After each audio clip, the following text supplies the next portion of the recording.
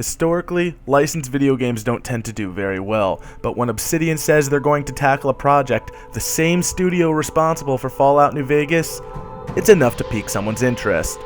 Now that the studio has gotten their hands on the South Park license, was this twice-delayed game worth the wait? Here's my review for South Park: The Stick of Truth, available now for Xbox 360, PS3, and PC. South Park: The Stick of Truth opens up with a new kid moving into South Park, Colorado. You are that new kid, and you are essentially thrust right into what genuinely feels like an episode of South Park. The art style and cutscenes truly make it feel like part of the TV show, and the plot is exactly what you would come to expect from an episode of the show, just a bit longer. So you could consider it a secondary South Park movie if you wanted. The game ultimately is an open-world turn-based RPG. The combat system is very similar to that of the Mario & Luigi RPG series. It's a turn-based system with timed button presses to get the best results. Typically, each battle pits yourself and a partner against a group of enemies.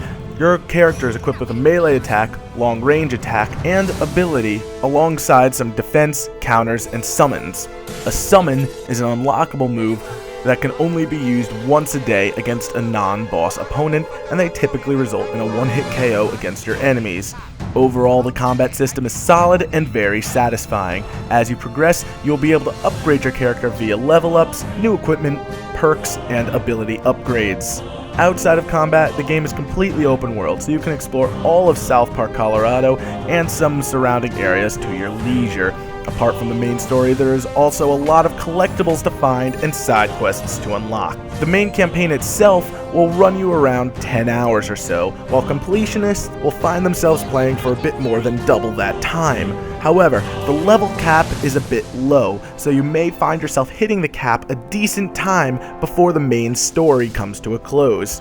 However, my main gripe with the game is that it's definitely on the easy side. Outside of combat, your character will automatically regenerate HP, and potions and items can be used before each turn.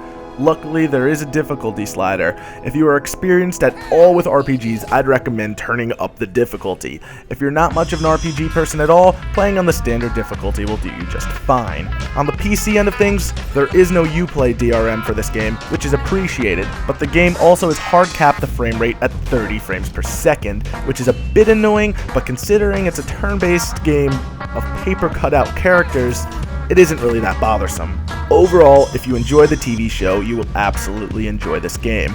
If you're not a fan, this game won't make you think any differently of the series. But for those who are, the game has a fantastic script, setting, and writing. The combat is very solid, and you may find yourself hooked and coming back right up until it ends, though admittedly, that happens a bit too quickly for my taste. Though with the promise of DLC looming, we may be headed back to South Park very soon. But for the core game, it's a hilarious adventure straight from beginning to end. South Park: The Stick of Truth gets an 8.5 I wanted to show mercy. out of 10.